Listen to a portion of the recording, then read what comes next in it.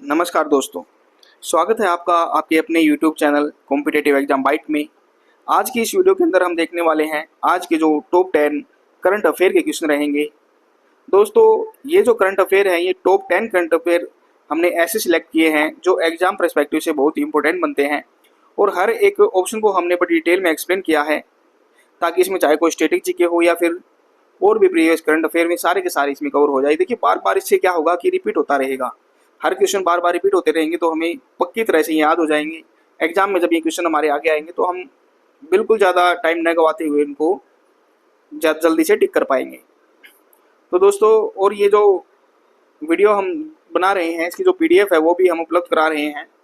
आप डिस्क्रिप्शन में से लिंक दिया होगा, वहाँ से इसको पीडीएफ भी डाउनलोड कर पाएंगे। तो चलिए दोस्तों, समय न गवाते हुए शुरू करते हैं आज की ये वीडियो। इसमें हम पहला भाग देखेंगे, नियुक्तियां एवं सुरक्षा से संबंधित पहला भाग के क्वेश्चन रहेंगे अपने। तो प्रश्न नंबर 1, हाल ही में international tribunal for the law of the sea में न्यायाधीश के रूप में किसे नियुक्त किया गया है? International tribunal for the law of sea, इसमें न्यायाधीश के रूप में नियुक्त किया गया है। ये एक भारतीय हैं, तो इनका नाम है विमल एन पटेल। क्या नाम है? विमल एन पटेल। विमल एन पटेल को अंतर्राष्ट्रीय समुद्री कानून न्यायाधिकरण में जज के रूप में नियुक्त किया गया है। इसके अलावा जो और ऑप्शन दिए गए उनको भी देख लेते हैं, वो भी इंपॉर्टेंट रहेंगे। सुंदर राज पी। सुंदर राज पी कौन है? हाल ही में राष्ट्रीय जांच एजेंसी एनआईए के महानिदेशक आईजी नियुक्त किए गए हैं ये। तो एनआईए राष्ट्रीय जांच एजेंसी के महानिरीक्षक यानी आईजी किनको नियुक्त किया गया है? सुंदर राज पी। दिनेश त्रिवेदी। दिनेश त्रिवेदी कौन है? इन्हें बांग्लादेश में भारत का नया उच्चायुक्त हाई कमिश्नर नियुक्त किया गया है। कहां पर? बांग्लादेश के अंदर दिनेश त्रिवेदी। देखिए, काफी इंपोर्टेंट क्वेश्चन ये रहने वाले हैं, आप याद रखिएगा। अलख एन शर्मा। अलख एन शर्मा, इन्हें श्रम आंकड़ों पर गठित उच्च स्तरीय तकनीकी विशेषज्ञ समिति का अध्यक्ष बना गया। तकनीकी विशेषज्ञ समिति का अध्यक्ष बना गया है श्रम आंकड़ों पर गठित अलख एन शर्मा। प्रश्न नंबर 2 देखेंगे। प्रधानमंत्री मोदी द्वारा हाल ही में कोलकाता में अनावरण किए गए 3 स्वदेशी नौसेना जहाजों के क्या नाम हैं? देखिए, नौसेना जहाज हैं, स्वदेशी हैं, 3 स्वदेशी नौसेना जहाज, इनका नाम बताना है। पीएम मोदी ने कोलकाता में इनका अनावरण किया है। तो इनका नाम है आईएनएस दूनागिरी, संशोधक और अग्रय। आईएनएस दूनागिरी, संशोधक और अग्रय, इन तीनों का नाम है। स्वदेशी नौसेना जहाज है ये। प्रधानमंत्री मोदी ने हुगली नदी के किनारे स्थित कोलकाता में इन 3 स्वदेशी निर्मित जहाजों का अनावरण किया है। इसके अलावा ऑप्शन ए दिया गया है आईएनएस विक्रांत, विक्रमादित्य और विराट। देखिए, काफी इंपोर्टेंट है, आप सबने इनका नाम सुना ही होगा। आईएनएस विक्रांत का तो आपने सुना ही होगा, पक्की बात है। तो आईएनएस विक्रांत, विक्रमादित्य और विराट, ये भारत के प्रमुख विमान वाहक पोत एयरक्राफ्ट कैरियर हैं। एयरक्राफ्ट कैरियर है, विमान वाहक पोत हैं ये तीनों। काफी इंपोर्टेंट ये हैं, इसको याद रखिएगा। आईएनएस कलवरी, खंडेरी और करंज। आईएनएस कलवरी, खंडेरी और करंज, ये भारतीय नौसेना की स्कॉर्पियन श्रेणी की पनडुब्बियां हैं। स्कॉर्पियन श्रेणी की पनडुब्बियां कौन सी है? आईएनएस कलवरी, खंडेरी और करंज। इनमें से कलवरी इंपॉर्टेंट है, इसको भी याद रखिएगा। स्कॉर्पियन श्रेणी की पनडुब्बियां हैं। ऑप्शन डी दिया गया है आईएनएस शिवालिक, सतपुड़ा और सहाद्री, ये भारतीय नौसेना के स्टेल्थ गाइडेड मिसाइल फ्रिगेट्स हैं। आईएनएस शिवालिक, सतपुड़ा और सहाद्री, ये भारतीय नौसेना क्या है? Stealth guided missile frigates. प्रश्न नंबर 3 देखेंगे। हाल ही में किस देश के राष्ट्रपति ने देश में आपातकालीन इमरजेंसी की घोषणा की है? इमरजेंसी घोषित की गई है राष्ट्रपति द्वारा। किस देश के राष्ट्रपति द्वारा? बोलिविया। बोलिविया के राष्ट्रपति द्वारा इमरजेंसी घोषित की गई है। बोलिविया के राष्ट्रपति रोड्रिगो पाज, नाम याद रखिएगा। रोड्रिगो पाज हाल ही में देश में आपातकालीन घोषणा की इन्होंने, बोलिविया। इसके अलावा ऑप्शन ए दिया गया है नॉर्वे। नॉर्वे हाल ही में अपने प्राथमिक विद्यालयों में जेनरेटिव एआई के प्रतिबंध के कारण चर्चा में है। जेनरेटिव एआई है जो उसपे प्रतिबंध के कारण चर्चा में है Norway. Sweden Sweden energy transition index 2026 में विश्व में प्रथम स्थान पर रहा है। स्वीडन ने प्रथम स्थान हासिल किया है किस चीज में?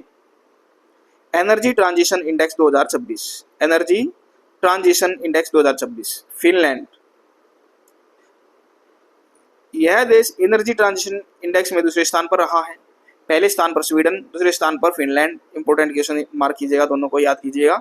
स्वीडन एनर्जी ट्रांजिशन इंडेक्स 2026 में पहले स्थान पर और फिनलैंड दूसरे स्थान पर। सूचकांक और तकनीक से संबंधित अभी क्वेश्चन देखेंगे। प्रश्न नंबर 4 की बात करेंगे। एनर्जी ट्रांजिशन इंडेक्स 2026 में भारत का कौन सा स्थान प्राप्त हुआ है?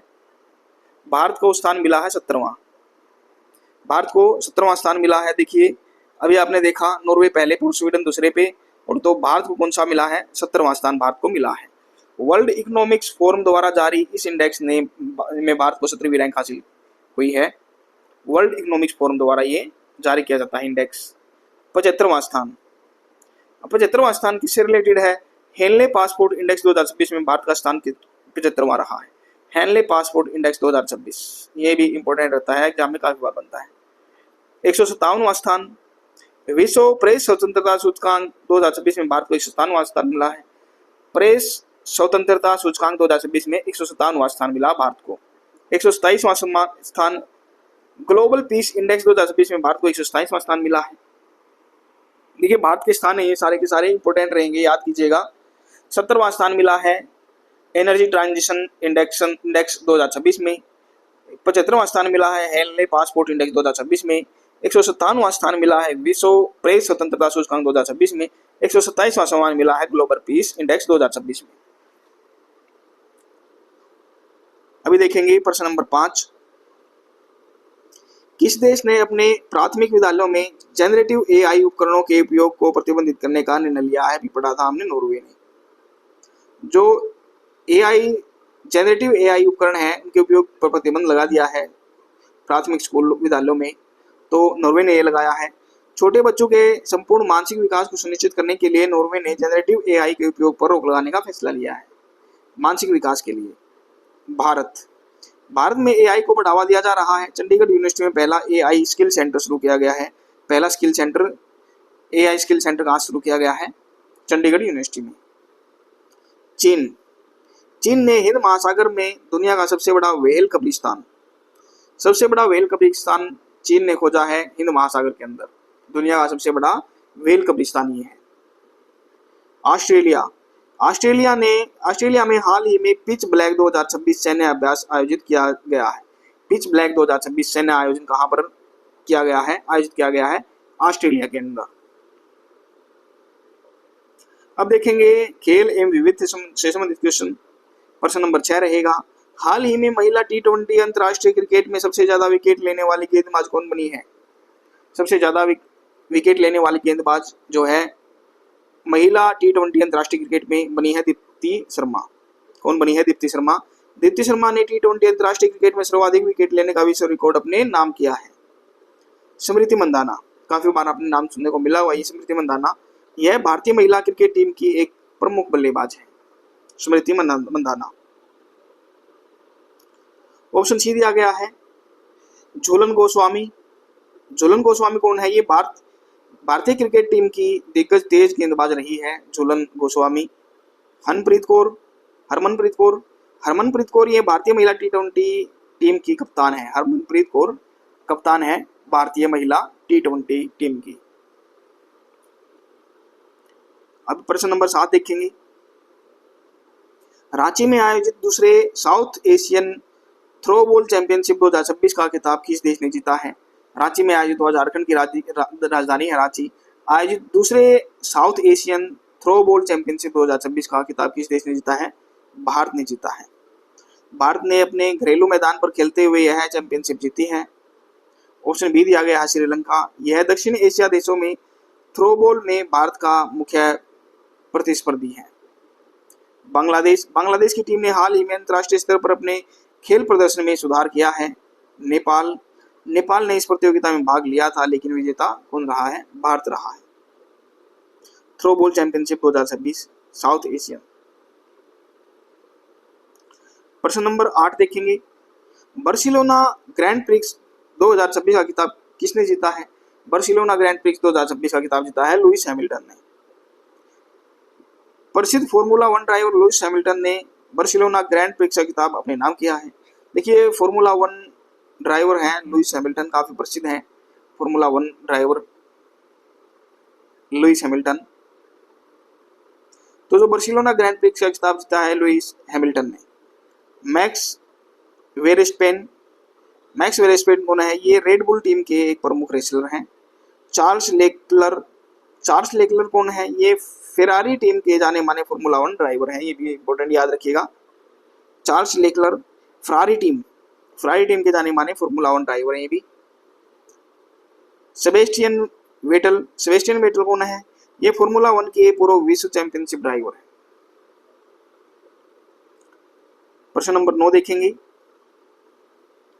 भौतिकी के क्षेत्र में वुल्फ पुरस्कार 2025 से किसे सम्मानित किया गया है? भौतिकी के क्षेत्र की बात हो रही है, वुल्फ पुरस्कार 2025 से सम्मानित किया गया है जैनेंद्र जैन को। किसको? जैनेंद्र जैन को। भौतिकी में उत्कृष्ट शोध के लिए भारतीय वैज्ञानिक जैनेंद्र जैन को वुल्फ पुरस्कार दिया गया है। गौतम डे कौन है? इन्हें जैव विज्ञान में योगदान के लिए AMBO गोल्ड मेडल 2026 मिला है। AMBO गोल्ड मेडल 2026 को मिला है गौतम डे को जैव विज्ञान में योगदान के लिए। अभिलाषा बराक, काफी चर्चा में रहा ये नाम भी, अभिलाषा बराक। इन्हें संयुक्त राष्ट्र military gender advocate of the year पुरस्कार से सम्मानित किया गया है।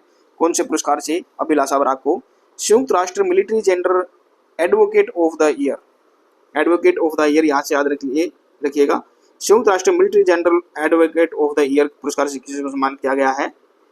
अभिलाषा बराक को।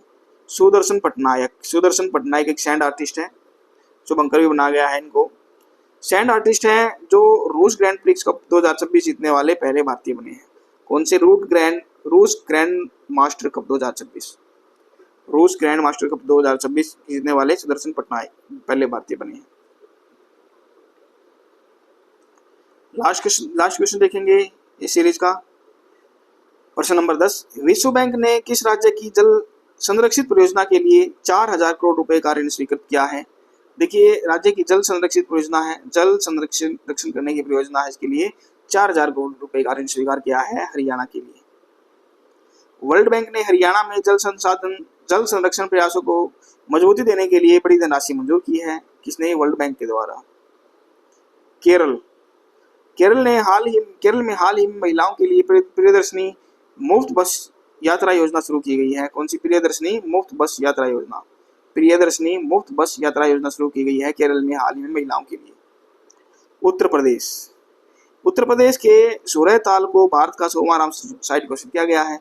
सूरहताल 100वां रामसर साइट भारत का। तो इसी प्रकार भारत में कितने रामसर साइट हो गए हैं?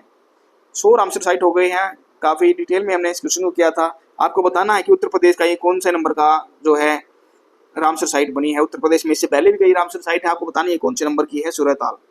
इसके साथ ही 100 रामसर साइट घोषित हो गए हैं।